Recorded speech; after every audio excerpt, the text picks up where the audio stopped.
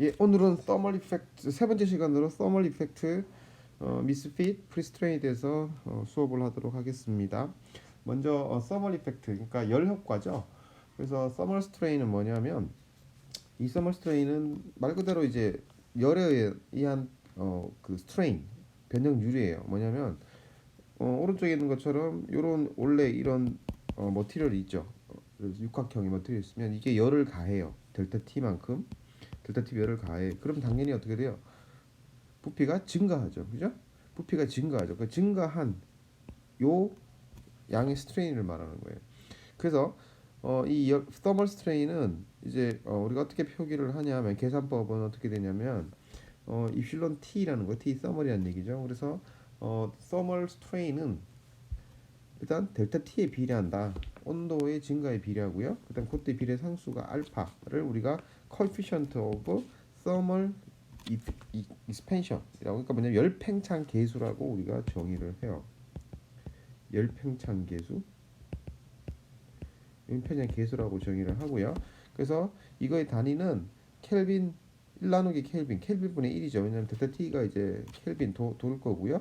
그거분의 얼마? 스트레인어 그 단위가 없잖아요. 그러니까 K분의 1이 되는 거고요. USS 그러니까 UC 그 미국 단위기에서는 화씨가 되겠죠. 자, 그리고 익스펜션은 늘 파지티브다. 파지티브다. 그러니까 일반적으로 뭐예요? 열을 가하면 부피는 증가하죠. 증가하죠. 그래서 얘는 파지티브다. 네거티브가 아니다. 물론 이제 물은 0도 밑으로 되면 그러니까 그 0도 밑으로 되면 오히려 부피가 커지죠. 얼음은 얼음이고요. 얼음인데 그래서 그 일반적으로는 머티리얼은 다 열을 가하면 그 증가를 해요. 부피가. 그래서 익스펜션 이 파지티브다는 거 했고요. 자, 그러면 이제 그럼 이 서멀 스트레인이 이제 아무것도 아니라고 생각을 하는데 이게 좀 생각보다는 이제 커요. 왜 중요하다라고 엠펀더스 오브 서멀 스트레인이라고 그랬는데 왜 그러냐? 예를 들어서 영스 모듈러스가 예를 들어서 30 곱하기 10의 6승 psi다. 알파가 근데 여기 그 알파가 9.6 곱하기 10의 마이너스 6승의 화씨 그러니까 9.6 곱하기 10의 마이너스 6승이다 라고 했을 때 될 32도 F 32도 F로 거의 한 30도 정도 되겠죠 정도의 온도 증가가 발생을 했어요. 그때의 스트레인 양이 얼마냐 계산법은 여기죠 요거죠 알파 델타 T가 될 거고요. 그래서 2 곱하기 30 곱하기 10의 6승 곱하기 알파가 9.6 곱하기 10의 마이너스 6승이고요. 곱하기 델타 T가 얼마에 100도죠. 계산해주면 얼마가 나오냐면 29,000 psi예요. 이게 상당히 큰 값이에요. 작은 값이 아니에요. 29,000 psi라는 되게 큰 값이고요. 그래서 여러분들이 그 예전에 지금 이제 KTX는 아닌데 그 철도 차량을 보면 철도 그러니까 궤도를 보면 한번 여러분 그러니까 두 개, 그러니까 이 철로를 이렇게 붙일 때 연결을 할 때 볼트로 연결을 하는데 여기에 간격을 뒀어요. 간격을. 왜 간격을 뒀냐? 이거는 간격 둔 이유는 얘가 여름에 어떻게 돼요? 온도가 올라가면 부피가 늘어나겠죠? 자, 그러면 여기 가서 이렇게 얘가 늘어나니까 서로 양쪽으로 늘어나서 여기에서 만난다고요. 그러니까 이걸 안 해놓으면 그냥 처음부터 딱 붙여놓으면 어떻게 돼요? 그냥 얘가 힘을 받는 거죠. 바로 받는 거예요. 압축을 받는데 이 서멀 스트레인은 되게 특이한 게 뭐냐? 분명히 아까 전에 스트레인이 발생하고요. 스트레인이 발생을 하고 그거에 의해서 스트레스가 발생을 했는데 만약에 이 오른쪽에 있는 거 그림처럼 오른쪽은 이렇게 풀이에요. 풀이야, 풀이. 오른쪽은 그러니까 얘가 그냥 아무것도 잡는 게 없어요. 근데 여기다 열을 가해서 델타 T만 가했어. 그러면 델타만큼 증가를 했죠. 그러면 L분의 델타에 뭐예요? 서멀 스트레인이 발생을 했어요. 근데 여기에 스트레스는 발생을 안 하죠. 안 하죠. 왜? 그냥 자연스럽게 늘어나기 때문에 아무런 스트레스를 안 받아요. 근데 요거를 딱 막아버렸어요. 이렇게 벽으로 막아버렸어. 그러면 어떻게 돼? 얘가 못 가는 거죠. 못 가는 거예요. 못 늘어나. 그럼 어떻게 돼? 여기는 스트레스가 존재하는 거죠. 여기에 나와 있던 이 케이스는 바로 요 케이스예요. 막아준 케이스예요. 그러니까 스트레인이 발생하는데 그거를 못 가게 막은 거야. 그래서 스트레스가 발생하는데 얘를 막지 않으면 스트레스가 없는 거예요. 그래서 여기 밑에 나와 있는 것처럼 뭐라고 그랬냐면 no strain이다. 언제 expand or contact freely. 그러니까 그러면 no stress라는 거예요. 됐죠? 자, 그래서 그 철도 같은 경우에 여기에 만약에 공간이 있으면 공간 늘어난 만큼은 뭐예요? 공간이 다 다를 만큼은 뭐예요? 스트레스가 발생하지는 않는다는 거예요. 열변형은 발생하는데 받지 않기 때문에 뭐예요? 하중을 줄일 수가 있죠. 근데 KTX를 보면 여러분들하고 KTX 라인을 쫙 보면 없어요. 근데 사실 요게 있으면 어떤 현상이 있냐면 여러분들이 아마 어릴 때 여러분들이 아마 디젤 열차 탔는지 모르겠지만 KTX 나오기 전에 얘가 기차가 지나가면 여기를 기차 바퀴가 진화를 가요. 진화를 가면 여기가 관객이 있죠. 그러면 여기 탁탁 걸려가지고 기차 갈 때 타닥 타닥 이 소리 나는 게 뭐냐? 요 부분 때문에 발생을 해요. 근데 사실 이거는 KTX는 이제 속도가 빠르다 보니까 이런 게 있으면은 큰일 나요. 큰일 나요. 탈선할 수도 있는 거예요. 그래서 KTX는 어떻게 되어 있냐면 이런 부분이 없어요. 그럼 없어도 되는 이유는 얘는 우리나라 예를 들어서 온도가 마이너스 15도에서 뭐 35도까지 올라간다고 치면 이거 중간 온도가 있겠죠. 그죠? 중간 온도가 있겠죠. 그 중간 온도에 맞춰 가지고 얘를 미리 잡아당기는 거예요. 잡아당겨서 그러니까 요때의 스트레인 양을 구할 수가 있을 거 아니에요. 그거만큼 뭐예요? 원래 이렇게 있던 거를 잡아당겨요. 양쪽도 잡아당겨. 그래서 여기를 붙여버리는 거죠. 그러면 어떻게 되겠어요? 요 온도에서는 스트레스를 뭐 받고 있는 거죠. 받고 있는 거죠. 그죠? 받고 있는 거죠. 그러면 온도가 내려가면 줄어드니까 뭐예요? 스트레스를 또 안 받는 상태가 되는 거고요. 그죠? 그래서 그러한 그러니까 뭐냐면 온도가 내려가게 되면 원래는 지금 압축 스트레스가 받고 있는 상태에서 온도가 내려가면 부피가 줄으니까 뭐예요? 스트레스가 좀 줄어들어요. 그리고 이제 또 온도가 올라가면 이만큼 더 스트레스가 증가하는 건 언뜻 빠지는 거죠. 그런 식으로 이제 조절을 해서 얘를 그냥 연결을 시켜버려요. 그래서 최대한 스트레스를 줄이는 방향으로 그러니까 연결을 시키는 거예요. 그렇게 이제 지금 해서 바뀌어서 지금은 그런 현상들이 없다는 거 여러분들이 이해를 하시면 되고요. 자, 그다음에 이런 서머 스트레스는 우리가 알아야 되는 특징 중에 하나 아까 전에 컨스트레인이 없으면 그러니까 뭐냐면 리스트레인트라고 했는데 컨스트레인트 있고 그다음에 제한 조건이 없으면 얘는 스트레스가 없다고 그랬어요. 그래서 여러분들 대표적인 형태가 요 심플리 서포티드 빔이죠. 자, 이 경우는 오른쪽을 여기 보시면 롤러죠. 그 얘기 뭐냐? 우리가 여기다가 롤러를 만들어 준 거는 여러분들이 정력학 때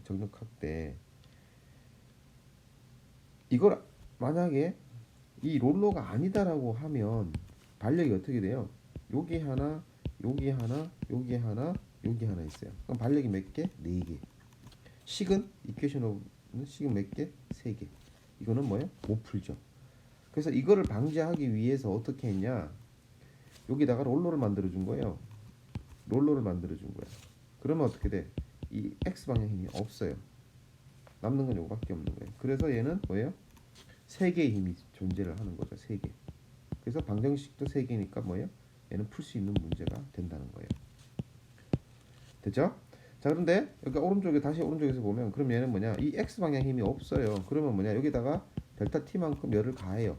그럼 얘가 늘어나겠죠? 이렇게 쭉 이만큼 늘어났어요. 이만큼 이렇게 늘어났어. 근데 이 롤러가 뭐예요? 있어갖고 이쪽으로는 그냥 프리하게 움직이는 거야. 그럼 어떻게 돼요? 이거에 의해서 스트레스가 없게 되는 거죠. 그래서 정정인 구조 다시 이제 정리를 좀 하면 정정인 구조물에서는 뭐냐? 유니폼한 템퍼리처가 이제 변하더라도 얘는 뭐냐? 스트레스가 발생하지 않는다는 거예요. 스트레스가 발생하지 않는다. Without producing any corresponding stress라고 돼 있죠. 그죠? 저 오른쪽도 마찬가지예요.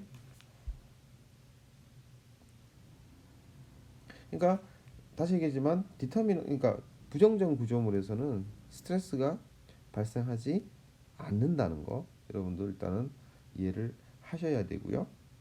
요 위에 오른쪽에 있는 위에 구조물은 얘는 반력이 4개지만 반력이 4개라고 해서 얘는 부정적 구조물이 아니고요. 이건 정정 구조물이에요. 풀어보시면 왜 그러냐면 요 두 개 요거하고 와서 스트레스 구조 풀면은 여러분들이 또 여기에 하나 더 있죠. 그래서 여러분들이 이 문제는 풀 수 있는 문제가 되고요. 스트레스 구조 푸는 방법으로 풀면 이 문제는 뭐냐? 풀 수 있는 문제가 되고요. 하여튼 이 정정 구조물이에요. 정정 구조물이고 이 구조물을 여러분들에 대해서 이렇게 온도를 가하게 되면 얘는 어떻게 돼요? 이게 이렇게 늘어날 거고요. 얘도 이렇게 늘어날 거예요. 그럼 뭐 이 점이 B점이 오른쪽으로 옮기겠죠. B점이 오른쪽으로 이렇게 옮겨가요. 그래서 얘는 하중을 받지 않아요.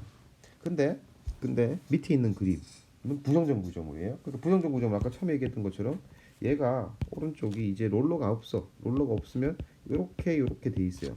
못 가는 거예요. 그러니까 뭐냐면 딱 이렇게 막혀 있어요. 똑같이 돼 있으면. 그러면 얘는 델타 T만큼 열을 가하게 되면 어떻게 돼요? 얘가 늘어나려고 그러죠. 근데 어떻게 돼? 이게 막혀 버렸어요. 이렇게. 그럼 어떻게 돼? 여기는 스트레스가 발생하는 거예요. 됐죠? 그래서 부정적 구조물일 때는 스트레스가 발생을 한다는 거고요. 자, 그래서 오른쪽 거 볼게요. 이 구조물은 또 부정정이에요. 부정정. 이 구조물은 이게 부정정 구조물이에요. 왜? 만약에 요거 하나가 없어. 그러니까 이렇게 돼 있다. 이렇게 돼 있다. 이거는 정정 구조물이에요. 근데 여기다가 하나 더 집어넣었어. 요거를 하나 더 집어넣었어요. X자로 이렇게 넣는 거예요. 얘는 부정정 구조물이에요. 그래서 얘는 어떻게 되냐? 얘는 요거 때문에 얘는 스트레스 그 서멀 스트레스를 받으면 얘는 뭐야? 스트레스가 발생을 한다는 거예요. 됐죠? 자, 다시 얘기하면 부정적 구조물에서는 그러니까 열 변형이 발생을 하면 구조물은 스트레스를 받게 되고요. 정정 구조물에서는 열을 받더라도 스트레스는 발생하지 않는다. 스트레인은 발생한다. 근데 스트레스는 발생하지 않는다는 거 여러분들은 요 기억을 하셔야 되고요. 그래서 아까 뭐 이게 그다음 2-7번을 보면 되게 복잡하게 또 막 해놨는데요. 뭐 B번, C번 이렇게 스프링 달고 뭐 그다음에 그 열을 또 분포로 이렇게 줬는데 우리는 그거 말고 이제 A번만 일단 풀게요. 첫 번째 거 열을 그냥 델타 T만큼 준 케이스예요. 자, 그래서 먼저 이 케이스를 보면 왼쪽으로는 조금 막혔어요. 이렇게 막혔죠. 그래서 얘를 델타 T만큼 온도를 올려줘요. 자, 그럼 어떻게 돼? 얘가 온도만큼 늘어나겠죠. 근데 막아버렸어요. 그럼 어떻게 돼? 못 늘어나는 거죠. 그죠? 못 늘어나고 뭐예요? 얘는 힘을 받게 되는 거예요. 그 힘을 이제 여러분들은 구하셔야 되고요. 이 구하려면 어떻게 될 거냐는 거죠. 어떻게 되냐는 거죠. 자, 어떻게 될까? 자, 이걸 풀기 위해서는 이제 부정적 구조물을 여러분들이 푸셔야 되는 거예요. 자, 그래서 보시면 왼쪽에 작용하는 힘을 그 RA라 그러고요. 오른쪽은 RB라고 할게요. 자, 그래서 다른 종이에다가 우리가 풀어보도록 할게요. 자, 그래서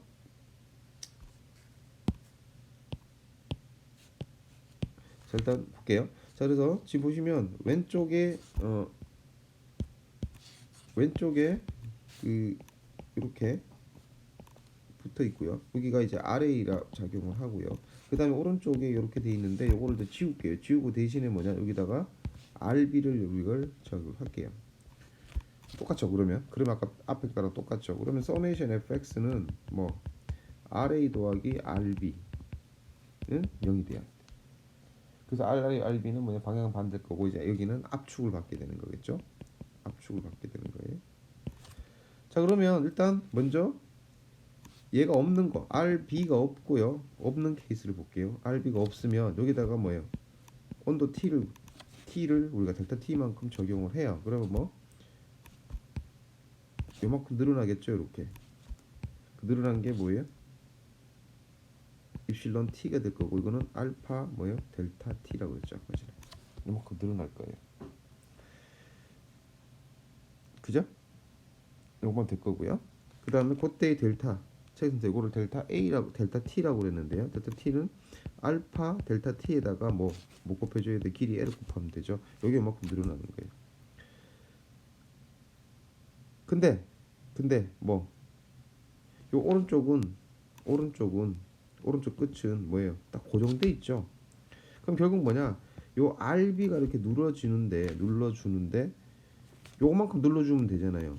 그러니까 뭐 예를 들어서 여기 RB가 작용을 해요. 요거에 의한 변형이 있을 거 아니에요? 변형이. 그거에 의한 변형을 이렇게 될 거 아니에요? 그럼 요 변형을 뭐냐? 요거를 델타 B라고 하면 이 델타 B랑 델타 T는 뭐예요? 같아야 돼요. 그러니까 뭐냐면 델타 T하고 델타 B가 같으면 뭐예요? 여기는 딱 고정돼 있는 거 그대로 안 움직이는 거죠. 그러니까 우리가 앞에서 우리가 봤던 우리가 그 부연전 고정물을 풀 때 어떻게 했냐면 요게 뭐예요? 평형 방정식 이게 뭐예요? 컨스텐트를 우리가 하나를 구한 거죠. 그렇죠? 자, 그러면 세 번째는 뭐예요? 이제 여기다가 포스 디스플레이스먼트 관계를 집어넣는 거예요. 여기서 물론 써머리겠죠. 먼저 델타 t는 그래서 델타 t는 얼마냐? 아까 말했던 것처럼 요거죠. 요거 되는 거고요. 델타 b는 EA분의 뭐예요? RA의 뭐 RB의 뭐 L이 되는 거죠. 이게 두 개가 같아야 되는 거예요. 이게 뭐냐? 알파 델타 T의 L이 되는 거죠. LL 없어지고요. RB는 그러면 어떻게 되냐? RB는 얼마? RB는 물론 RB가 마이너스가 될 건데 부분 맞을 건데 RB를 부호를 이렇게 놨어요. RB는 뭐 E의 A의 알파의 델타 T가 되겠죠. 요게 RB예요. 그러면 RA는 마이너스 RB니까 물론 여기 부호는 앞중에 마이너스 해야 될 거고 여긴 플러스 되겠죠. 그 마이너스 RB니까 이렇게 대입하면 RA, RB를 여러분들이 구하실 수가 있고요. 만약에 서멀 스트레스 시그마 T를 구하라 그러면 A 곱하기 RA나 혹은 A분의 RB를 하시면 돼요. 그러면 여러분들이 구하실 수가 있을 거예요. 됐죠? 혹은 뭐 아까 봤던 것처럼 여기서 또 바로 구할 수 있죠. 시그마를 A로 나눠주면 바로 구할 수 있고요. 그래서 이게 첫 번째 여러분들이 문제가 돼요. 됐죠? 나머지 게 스프링 달린 것도 여러분들이 오른쪽에 스프링에 의한 변이를 여러분들이 구하시면 되는데 뭐 그건 일단 넘어가도록 할게요. 자, 그다음 문제 우리 보도록 할게요. 그다음 문제가 조금 복잡하게 느껴질 수도 있고요. 일단 볼게요. 뭐냐면 2-8번에 여러분들이 문제를 보면 일단은 쭉 보시면은 뭐냐 얘를 어떻게 했냐면 그 보시면 안에가 볼트예요. 그다음 밖에는 슬리브라 그래요. 아마 이런 구조물 아마 봤을 거예요. 자, 그래서 이 구조물에서 양쪽에 이제 워셔가 있고 그다음 너트로 이렇게 막혀 있는 케이스예요. 자, 그러면 진짜 재료가 두 개가 틀린 거죠. 볼트는 뭐 금속 재료일 거고요. 그다음에 슬리브는 뭐 같은 금속이라도 아마 틀릴 건데 여기서는 이제 슬리브하고 두 개가 일단 틀린 거예요. 디퍼런트 머티리얼 돼 있고요. 디퍼런트 다이미터도 틀린 거예요. 여기 보면 문제에 보시면 디퍼런트 머티리얼 그다음에 디퍼런트 크로스 섹셔널 에어리라고 했어요. 그러니까 뭐냐면 그러니까 E 값하고 A 값이 둘 다 뭐예요? 틀리다는 얘기고요. 그래서 두 개도 열팽창계에서도 알파 S, 알파 B라고 돼 있죠. 그래서 ES, AS 그다음에 EB, AB가 두 개가 틀린 거고요.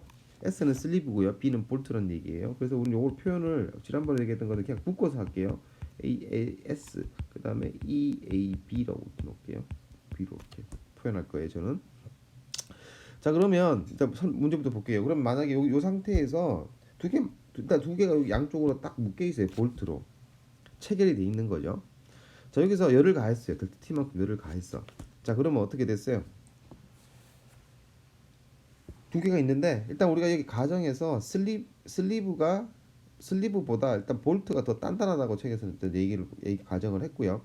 이렇게 열평생 계수가 더 작다고 그랬고요. 보시면은 알파 S가 알파 B보다 뭐예요? 더 크다는 거예요. 그러니까 볼트가 더 적게 늘어난다는 거예요. 자, 그러면 일단은 슬리브가 더 많이 늘어난다고 그랬으니까 열에 의해서 늘어나는 길이를 여기 만약에 볼트가 없다고 쳤을 때 늘어나는 길이를 델타 1이라고 놓고요. 그 다음에 볼트가 늘어나는 길을 델타 2만으로 놓을게요. 됐죠? 자, 그런데 이걸 막아놨어요. 딱 막아놨어. 어떻게 돼? 그럼 그 얘기는 뭐예요? 하여튼 어떻게 늘어나든 최종적으로 뭐예요? 볼트하고 슬리브의 길이는 같다는 거야. 그 위치를 최종적인 늘어나게 열을 가했으니까 둘 다 하여튼 늘어나긴 늘어날 거예요. 그러면 그 마지막 최종적인 위치를 여기라고 놓을 거예요. 색을 좀 바꿀게요. 바꾸면 조금 더 이해하기 쉬울 것 같은데. 자, 볼게요. 색을 요색으로 바꿀게요. 그래서 여기 위치가 최종 위치예요. 요게 최종 위치예요. 그래서 그때의 변이가 델타예요. 자, 그러면 슬리브는 더 많이 늘어났고 볼트는 더 적게 늘어나니까 슬리브는 델타 1이었어요. 델타 1인데 이게 어떻게 돼요? 다시 델타만큼 이렇게 가야 돼. 그럼 그 줄어든 길이가 뭐냐? 델타 3예요. 그 다음에 볼트는 오히려 늘어나야 돼. 그 늘어나는 길이가 얼마냐? 요게 델타 4예요. 됐죠? 그래서 델타 1하고 델타 2는 서멀에 의한 거예요. 델타 3는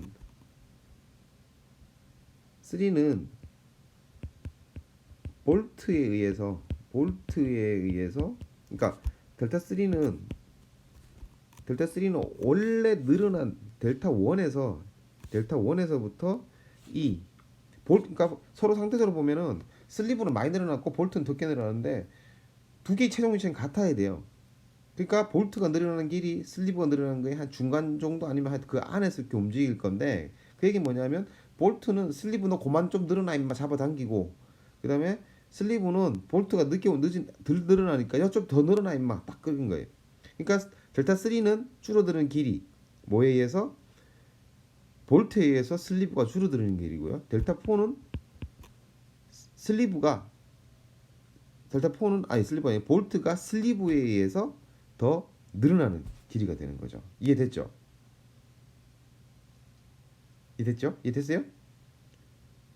그 얘기 뭐냐? 델타 1에서 델타 3를 빼. 그럼 뭐예요? 델타가 되죠. 델타 요 위치가 되죠. 또 델타 2에서 더하기 델타 4를 내. 그럼 어떻게 돼요? 얘는 두 개는 같아야 돼요. 됐죠? 같아야 돼요. 요게 최종 조건이에요. 이게 말은 뭐냐? 마지막으로 늘어난 길이 델타가 되는 거죠. 자, 그러면 힘을 보면 그러면 슬리브는 아까 뭐라고 그랬냐면 슬리브는 많이 늘어났는데 볼트에 의해서 너 가지마 잡아당겨요. 압축을 받아. 슬리브는 얘는 뭐? 압축을 받아요. 그 힘을 뭐냐?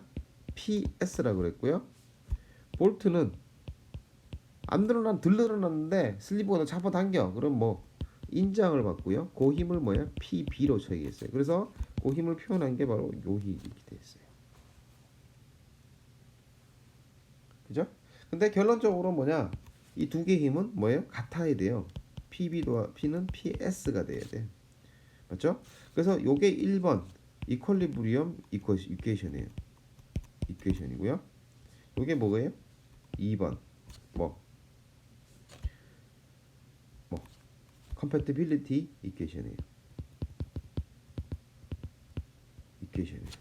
세 번째는 뭐 여기다가 우리가 알고 있는 이제 포스트 디스플레이스먼트 그다음에 서멀 디스플레이스먼트를 우리가 대입을 하면 되겠죠. 자, 그래서 그다음 페이지 여기 다음 페이지 적을게요. 자, 보시면 뭐 델타 1은 다시 얘기하지만 델타 1은 뭐라고 그랬냐면 델타 1은 뭐 델타 1은 뭐라고? 열에 의한 거, 뭐 슬리브가 늘어나는 거죠. 그래서 알파 S에 델타 T의 길이 똑같으니까 L이죠. 이거고요. 델타 2는 이거는 볼트가 늘어나는 거예요. 델타 B에 델타 T에 요거에 L이 되는 거고요. 그 다음에 델타 3는 뭐라 그랬어요? 델타 3는 뭐 볼, 그 뭐야 슬리브가 뭐예요? 볼트에서 줄어드는 거리라 그랬죠. 그럼 뭐예요? P의 S죠. 그래서 P의 S, 그러니까 델타 3는 P의 S의 L 나누기 뭐예요? E의 S의 AS가 되고요. 델타 4는 뭐 볼트가 슬리브에서 늘어나는 거니까 PB의 L에 E의 B의 A의 B가 돼요. 자, 그리고 아까 전에 우리가 컴패티빌리티 퀘션이 델타 1 마이너스 델타 3는 뭐 델타 2 더하기 델타 4라 그랬으니까 이거 대입하면 돼요. 그러면 알파 S의 델타 T의 L 마이너스 P의 S의 L 나누기 E의 A의 S가 되고요. 요거는 델타 2가 얼마냐? 델타 2가 알파 B의 델타 T의 L이 되는 거고요. 더하기 EAB분의 PBL이 되는 거죠. 됐죠? 여기서부터 없어지고요. 그 다음에 PB는 뭐야? PS라고 했으니까 이걸 여기다가 대입을 하면 뭐예요? PB 그 다음에 PS를 여러분들이 구하실 수가 있을 거예요. 됐죠? 자, 그래서 시그마 S를 구하라 그러면 AS분의 PS 하면 되고요. 시그마 B를 구하라 그러면 AB분의 PB를 구하면 돼요. 델타를 구하라 그러면 델타 1 마이너스 델타 3나 혹은 델타 2 플러스 델타 4를 여러분들이 하시면 돼요. 그러면 다 구하실 수가 있는 거죠. 됐죠? 이게 예제 그 2.8이 되고요. 예제 2.9는 여러분들이 비슷한 문제니까 한번 풀어보도록 한번 하세요. 예제 2-9는 이게 넘어갈 건데 그 전에 먼저 이제 미스핏을 한번 볼게요. 미스핏은 뭐냐? 미스핏은 예를 들어서 요거 오른쪽 거는 뭐예요? 요건 정전구조물이에요. 사실은 정전구조물. 미스핏은 뭐냐? 우리가 원래 치수를 그 설계도를 만들고 하면 딱 치수가 정해져 있죠. 그래서 예를 들어서 요 길이 얼마에 구멍을 요 길이 얼마에 그다음 구멍을 딱 뚫어 이렇게 연결돼 있어요. 연결을 시키는 거야. 근데 이 구멍을 예를 들어서 조금 잘못 뚫어서 여기를 뚫었어요. 그럼 어떻게 돼요? 밑에 거는 이렇게 되겠죠? 그죠? 자, 그런데 밑에 거를 볼게요. 원래 구멍을 이렇게 뚫어야 되는데 누가 잘못해서 구멍을 여기 뚫었어요. 뚫었어. 자, 그러면 일단 먼저 D부터 메꿔요. D부터 연결을 해. 그러면 어떻게 돼? 이렇게 되겠죠? 이렇게. 근데 꼽을 내니까 어떻게 돼요? 역시 이만큼 차이 나네? 그럼 어떻게 돼? 이거를 막 휘어가지고 끼워야 되죠. 그죠? 그럼 어떻게 돼? 어떤 하중을 받는 거죠. 그다음 특히 얘는 뭐야? 인장을 받을 거예요. 왜? 얘가 이렇게 휘버리니까. 얘는 일로 가려고 그러니까 얘는 인장을 받을 거예요. 근데 반대로 이번에는 얘를 먼저 꼽아 볼게요. 얘를 먼저 뒤에 거 F부터 먼저 꼽으면 어떻게 돼? 얘는 또 이렇게 되죠. 이렇게. 자, 그러면 또 이제 어떻게 돼? 얘가 안 맞죠? 얘가. 그죠? 요 D 구멍이 안 맞는 거고 여기 구멍이 여기 가야 되는데 여기 있어야 되는데 여기 있으니까 뭐 안 맞죠. 그럼 어떻게 돼? 얘는 또 어떻게 돼요? 얘는 또 압축을 받는 거예요. 자, 그래서 얘는 스트레스를 안 받아요. 얘는 스트레스를 받아요. 있어. 그 얘기는 뭐냐? 이것도 마찬가지죠. 미스핏이 있으면 이것도 마찬가지로 그 저거 뭐야? 정전 구조물이면 스트레스를 안 받아요. 근데 부정전 구조물이면 스트레스를 또 받아요. 밑에 것처럼. 그래서 미스핏이 있으면 그러니까 억지로 끼워야 되는 거예요. 구멍이 잘못 뚫혔어요. 위치가 조금 바뀌었어. 아니면 혹시 여기도 구멍을 뚫어놨어. 그럼 당연히 뭐예요? 거기에 의해서 또 힘이 바뀌는 거죠. 그러니까 스트레스를 받게 되는 거예요. 그래서 그 미스핏에 대한 것도 열에 비슷한 거고요. 두 번째 이제 프리스트레인 볼게요. 프리스트레인. 프리스트레인은 이건 뭐냐? 하중이 강하기 전에 스트레인 개입해 있는 경우. 그러니까 뭐냐면 아까처럼 미스핏이 돼 갖고 여기다가 막 낀 거 넣었어. 그럼 어떻게 돼요? 얘는 압축을 받고 있는 거야. 하중 안 가 있어. 피 없을 때 압축을 미리 받고 있는 거야. 이 상태가 뭐냐? 프리스트레인 상태예요. 혹은 프리스트레스 상태예요. 됐죠? 자, 그래서 아까 말했던 것처럼 밑에 있는 이펙트 오브 미스피스는 아까 보였던 정정 구조물에서는 스트레인이 없고요.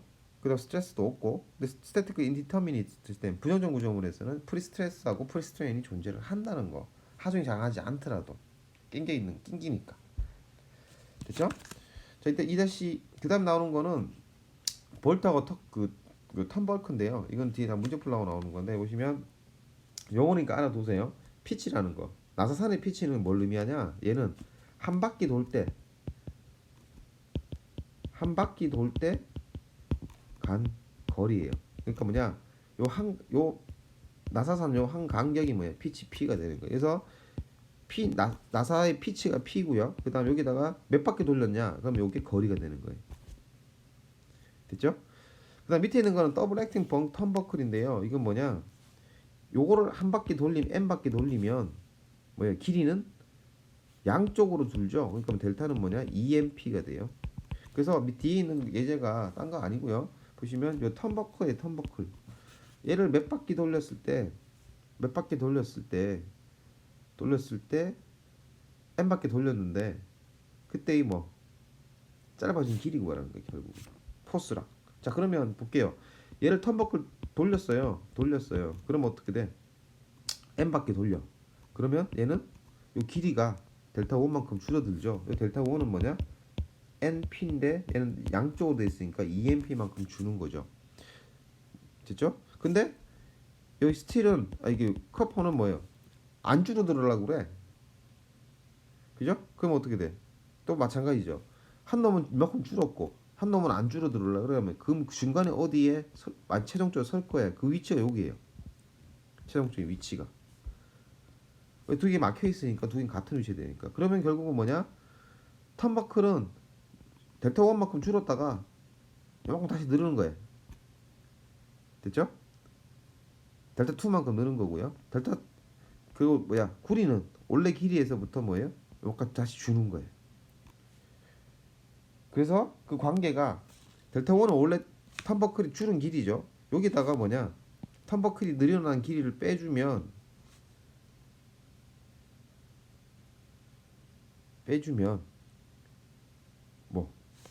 그러면 안에 있는 구리 튜브가 줄어든 길이 델타 3가 된다는 거예요. 요게 여러분들이 그 델타고요. 나머지 과정들은 똑같아요. 됐죠? 그래서 넘어가도록 할게요. 됐죠? 자, 그 다음에 나오는 거는 2.6절 스트레스 on inclined section. 그러니까 경사면에서의 스트레스 문제가 되겠어요. 자, 그래서 이 경사면의 스트레스 문제는 나중에 여러분들이 뒤에 이제 모어 서클도 나오기는 할 건데요. 가장 간단한 케이스로서 유니 액시얼 상태에서의 이제 스트레스에서의 이제 경사면. 그러니까 뭐냐? 우리 여러분들은 요 P만큼 양쪽에다 작용을 했을 때, 그죠? 작용했을 때, 그러니까 도심이 작용했을 때 균등한 노멀 스트레스가 작용하고요. 그게 뭐냐? A분의 P라고 얘기를 했어요. 맞죠? 이 상태죠. 요 안에 있는 엘리먼트 상태는 이렇게 된 거예요. 한 방향으로만 있는 거죠. 시그마 X. 실제로 이렇게도 있어요. 있어야 되는데 지금 시그마 X만 고려를 하고요. 그래서 이 상태를 이제 우리가 유니 액셀이라고 보통 표현을 하는데, 그래서 시그마 X 이 상태가 돼요. 자, 이 상태인데 자, 근데 아까 말처럼 그 상태가 될 건데 이거를 요쪽 방향에서 볼 거예요. 그러니까 아까는 본 거는 뭐냐면 앞에서 본 거는 어떤 방향이냐? 이 방향이에요, 이 방향. 그래서 여기에서 시그마 X를 A분의 P라고 얘기를 했는데 이제 이게 아니고 이거를 약간 이렇게 잘라 버렸어요. 경사면으로. 그때 요 위에 작용하는 스트레스는 어떻게 될 거냐는 거죠. 그러니까 이렇게 자른 거예요, 밑에서. 그러면 마찬가지로 여기에 이렇게 작용하는 스트레스 힘이 분포력이 있을 거예요. 스트레스 상태가 시그마가 있을 건데 시그마가 아니고 또 이렇게 분포력이 있을 건데 요거의 합이 뭐하고 같아야 돼요? P하고 같아야 돼. 됐죠? 근데 우리는 정의하기를 뭐 했어요? 시그마 정의했고 타워죠. 이건 노멀 스트레스 그다음에 슈어 스트레스를 정의했으니까 노멀 스트레스의 정의는 어떻게 돼요? 노멀 스트레스의 정의는 면의 수직이잖아요. 그래서 요 스트레스가 하나 있어요. 그 다음에 합력이 일단은 이렇게 되니까 합력이 지금 모양이 이렇게 되니까 이거하고 뭐예요? 합이겠어요? 또 하나 시어 스트레스죠. 요쪽 방향으로 되면 요쪽 방향으로 작용하면 요거하고 요거죠. 그러니까 뭐냐면 여기서 보시면 이거의 합이 P가 되고요. 요거의 노멀 방향의 힘이랑 그 다음에 그 단면에 접하는 방향의 힘 N하고 그 V하고 전단력이 되겠죠. 요 V하고 N의 합으로 이렇게 구할 수가 있을 거고요. 그러면 요거 노멀 포스 N에 의한 게 뭐냐? 요게 노멀 스트레스고요. 그 다음에 요 V에 의한 게 뭐예요? 슈어 스트레스가 될 거예요. 맞죠? 그래서 그러면 이걸 두 개를 구하게 되면 요 경사면에서의 노멀 스트레스랑 그 다음에 슈어 스트레스를 여러분들이 구하실 수가 있다는 거예요. 그래서 요절에서는 요 경사면에서의 스트레스를 구하는 거를 우리가 해보려고 해요. 공부하려고 하고요. 자, 그래서 먼저 이제 정의를 몇 가지를 좀 해야 되는데요. 첫 번째가 뭐냐? 경사면인데 경사면 각도가 있을 거 아니에요. 각도를 어떻게 정의할 거냐? 주의하셔야 되는데요. 요 각도예요. 보시면 어떻게 정의되냐? 이 경사면에 대해서 경사면 노멀 방향의 선이 있을 거고요. 그거와 수평면, 엑시얼 방향에서의 각도 요거를 세타로 정의해요. 됐죠? 헷갈리지 마세요. 됐죠? 요게 세타로 정의를 하고요. 자, 그러면 아까 뭐냐? 여기서 요 그림에서요. 두 번째 그림에서 경사면 요거죠. 요거에 대해서 요 P가 결국 이 경사면에서 노멀한 방향 그다음에 접선 방향의 두 힘 N하고 V의 합이 P가 되죠. 그 얘기는 뭐냐면 N은 P의 코사인 세타에 버리면 N이고요. V는 P의 사인 세타 하면은 뭐예요? P가 돼요. 자, 그래서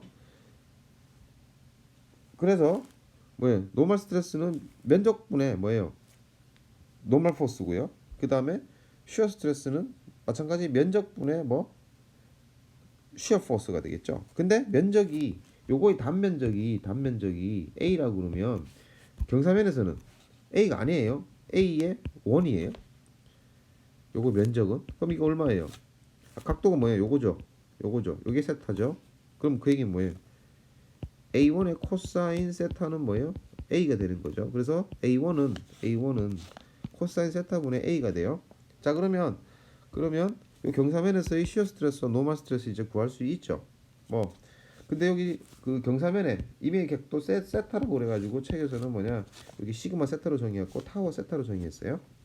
자, 그래서 A1분의 N이 되고요. 그래서 면 A1이 뭐라 그러냐면 코사인 A 분의 A가 코사인 세타 분의 A가 되고요. 그 다음에 P는 뭐냐? P의 코사인 세타니까 뭐예요? A분의 P의 코사인 자승 세타가 되고요. 그 다음에 시어 포스는 마찬가지로 A분의 P의 뭐예요? 사인 세타, 코사인 세타가 되겠죠. 여기 P가 사인 세타니까. 근데 여기서 주의해야 될 게 하나가 있어요. 뭐냐? 시어 스트레스의 부호가 마이너스예요. 이건 왜 그럴까? 지금 여기서 보시면 각도 세타에 대해서 뭐예요? 노멀 그 시어 포스가 뭐예요? 아랫 방향으로 작용을 해요. 여기서 보시면 시어 포스가 아랫 방향으로 작용을 해요. 그죠? 그러면 시어 스트레스는 뭐예요? 이렇게 아랫 방향으로 작용해요. 근데 시어 스트레스의 정의는 뭐라 그랬어요? 파지티브 면의 파지티브 방향이에요. 그래서 시어 스트레스가 파지티브라면 이렇게 돼야 돼. 이렇게. 근데 지금 반대로 돼 있죠? 반대로 될 수밖에 없죠. 그래서 뭐예요? 마이너스가 붙어야 된다는 거예요. 자, 그래서 아까 말했던 것처럼 정리를 하면 시그마 세타 이미 경사면에서의 그 스트레스 노멀 스트레스는 시그마 x의 코사인 자승 세타고요. 타워 세타는 마이너스 시그마 x의 사인 세타 코사인 세타가 돼요. 됐죠? 여기까지. 요게 앞에 그림에서부터 우리가 경사면에서의 노멀 스트레스하고 그다음에 슈어 스트레스를 여러분 구했어요. 자, 요거를 조금 바꿀 거예요. 어떻게 바꿀 거냐? 코사인 자선 세타는 어떻게 돼요? 2분의 1 플러스 코사인 2세타죠. 200공식으로 바꾸면. 그 다음에 사인 세타 코사인 세타는 뭐예요? 사인 2세타죠. 2분의 사인 2세타가 되겠죠. 그래서 이렇게 되어 있는데, 그래서 최종적으로는 우리는 왼쪽 걸 쓰는 게 아니고 오른쪽 걸 쓸 거예요. 요걸 써요. 200공식으로. 왜 그러냐면 오른쪽 그림 보면 알 수 있을 건데, 코사인 자선 세타 여러분들이 개념적으로 아는 것보다는 코사인 2세타를 보는 게 더 편할 거예요. 자, 그래서 요거를 그림으로 그리는 게 오른쪽에 있는 그림이 요 그림인데요. 보시면 먼저 시그마 s는 2분의 시그마 x의 1 플러스 코사인 2세타예요. 자, 이게 맥시멈은 어딜까? 코사인 세타의 맥시멈은 어디예요? 0도일 때 1이죠. 그래서 0도일 때 1이니까 1 플러스 1 2가 돼가지고요. 2 없어지고 시그마 x예요. 여기가 맥시멈이에요. 됐죠? 코사인 그림은 어떻게 돼요? 0도부터 여기 90도가 있으면 어떻게 돼요? 0도에서 90도까지 어떻게 돼요? 0도일 때 뭐? 1이고요. 그 다음에 90일 때 뭐? 90도일 때 얼마? 90도일 때 코사인 2세타는 코사인 세타는 0이죠. 그 다음에 180도일 때 뭐? 마이너스 1이죠. 그래서 이렇게 되잖아요. 이렇게. 그죠? 이렇게 되죠. 자, 그러면 이게 코사인 값이에요. 코사인 값. 맞죠? 이 코사인 값이고요. 자, 그러면 0도일 때 그러면 일단 그래서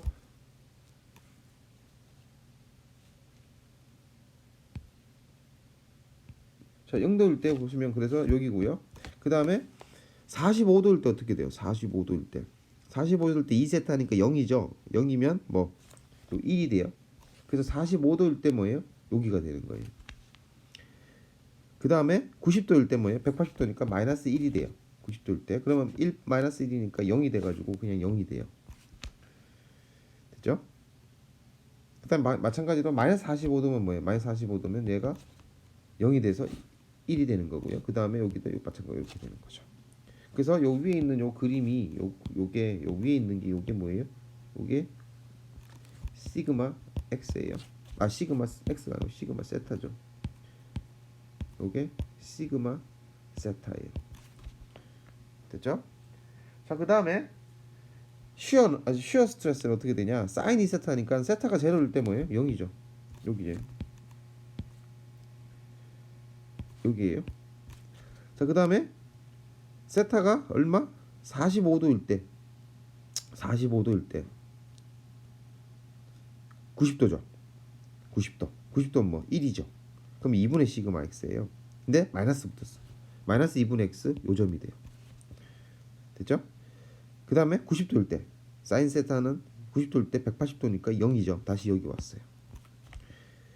그 다음에 마이너스 45도일 때는 뭐예요? 마이너스 1이 되는 거죠. 마이너스 플러스 되고요. 2분의 시그마 x 요점이고요. 그 다음에 마찬가지 요점일 거예요. 그래서 요게 돼요. 요게 뭐냐? 요게 뭐 타워 세타가 돼요. 요 그림이 돼요.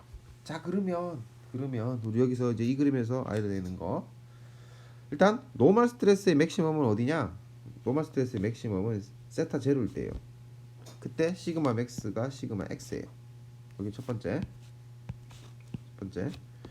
두 번째, 플러스 마이너스 45도일 때 뭐예요? 시어 스트레스가 뭐예요? 맥시멈이에요. 여기. 그래서 플러스 마이너스 45도일 때 타워 맥스가 2분의 시그마 x로서 그 값은 2분의 시그마 x고요. 여기인 거예요. 됐죠? 자, 그래서 노멀 스트레스가 맥시멈인 상태가 바로 요거예요. 요 상태. 요 점에 여기 점에서의 상태가 바로 요거고요. 그러니까 시어 스트레스는 뭐? 여기서 시어 스트레스는 뭐예요? 0이 돼요. 됐죠? 0이 되고요. 됐죠? 자, 그 다음에 뭐 이제 45도일 때는 타워 맥스는 2분의 시그마 x예요. 어떻게? 마이너스예요. 방향이. 그래서 어디에? 이쪽으로 작용해요. 45도 여기니까. 됐죠? 여기 얼마? 2분의 시그마 x. 그 다음에 이쪽도 마찬가지. 마이너스 면에서 뭐예요? 플러스 방향. 마이너스 방향 이렇게 되는 거죠. 그래서 이렇게 되고요. 자, 그 다음에 요때 시그마 x는 얼마예요? 시그마 세타는 얼마예요? 뭐 2분의 1 시그마 x죠. 그래서 두 개 같아요. 크기가 요거랑 노멀 스트레스랑 시그마 45도랑 타워 45도랑 뭐예요? 값은 같아요. 절대치는 같아요. 2분의 얼마? 시그마 x로서 이렇게 여러분들이 작용을 해요. 됐죠? 자, 그래서 노멀 방향의 맥시멈은 어디냐? 0도다. 0도다. 그리고 시어 스트레스의 맥시멈은 어디냐? 45도다. 이 형상 때문에 재밌는 형상이 하나가 있는데요. 그 다음 페이지 보시면 자, 압축을 했었어요. 밑에 목재 같은 거 지금 우드 블락을 압축을 했어요. 로드 하중을 이렇게 압축을 했어. 그랬더니만 어떻게 부러지느냐? 이렇게 탁 끊겼다는 거죠. 뭐 정확하게 45도라고 할 수는 없겠지만 어떻게든 간에 한 45도 방향으로 대충 이렇게 깨졌어요. 자, 이 현상을 어떻게 설명을 할 거냐? 이건 재력학적으로 매우 중요하고 여러분들이 선상적으로 되게 중요한 거예요. 왜 중요하냐면 눌렀을 때 노멀 스트레스의 맥시멈 값은 어디? 0도예요. 시어 스트레스의 맥시멈 값은 뭐 45도예요. 자, 그러면 만약에 이렇게 깨졌을 때 이렇게 작용했을 때 노멀 스트레스로 깨지면 어떻게 돼요? 이렇게 깨져야 돼. 노멀 스트레스로 깨졌으면. 근데 그게 아니고 어떻게 깨졌어요? 이렇게 깨졌어요. 자, 그러면 이거는 노멀 스트레스가 아니고 뭐 시어 스트레스 맥스 방향으로 깨졌기 때문에 이거는 시어 스트레스가 뭐예요? 먼저 깨지는 거예요. 자, 이 현상은 그럼 어떤 머티리얼, 모든 머티리얼 이렇게 나올까요? 아니죠. 아니고요. 아니고 이런 경우는 어떤 경우에 나느냐? 여기 보면 설명을 볼게요. 머티리얼이 much weaker in shear than in tension. 그러니까 뭐냐면 머티리얼이 시어에 더 약하다는 거야. 텐션보다는. 근데 어느 정도까지 약해야 되냐? 맥시멈 시어 스트레스가 원 하프 노멀 스트레스 아까 여기 값이 얼마예요? 여기 시그마가 아니 타워죠. 타워가 세타가 뭐 맥스급이 뭐 2분의 시그마 x라 그랬어요. 그러니까 45도일 때. 자, 그러면 이 머티리얼의 시어 스트레스의 강도, 그러니까 시어 스트레스의 그러니까 이 머티리얼의 시어 스트레스의 잠깐 노말을 쓰네요. 시어 스트레스의 강도가 이거의 강도가 맥시멈 값이 강도가 뭐보다 작아야 되냐? 2분의 시그마 x보다 작으면, 그러니까 그 노멀 스트레스의 그러니까 이걸 어떻게 할까요? 그러니까 깨지는 거, 그러니까 얼티미트죠. 얼티미트라고 표현할게요. 얼티미트가 시그마 얼티미트의 2분의 1보다 뭐 작으면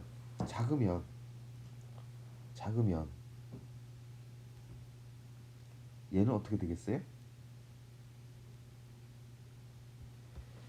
얘가 가기 전에 시그마 u가 가기 전에 2분의 시그마 u가 얘를 벌써 넘어버리죠. 그럼 어떻게 돼? 45도로 깨지는 거예요.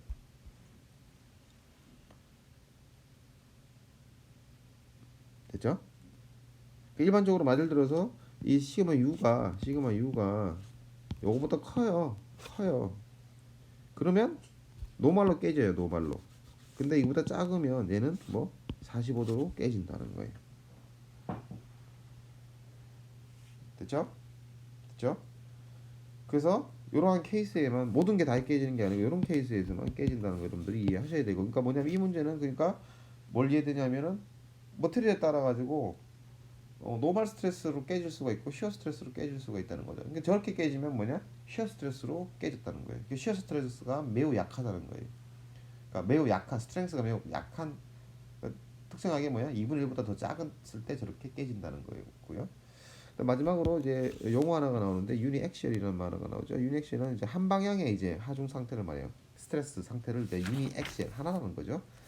됐죠? 그래서 유니액시얼 상태에서는 0도에서 45도가 매우 중요하다는 거죠. 아까 봤던 것처럼 0도하고 45도. 그죠? 0도에서는 뭐 얘는 노멀 스트레스. 그러니까 시그마로 깨지는 거고요. 얘는 뭐예요? 시어로 깨지는 거예요. 그래서 유니액션 상태에서는 0도하고 45도를 조사해 가지고요. 보시면 이게 깨지냐 안 깨지냐를 여러분들이 확인을 하실 수가 있다는 거예요. 됐죠? 됐죠? 자, 여기까지 일단 세 번째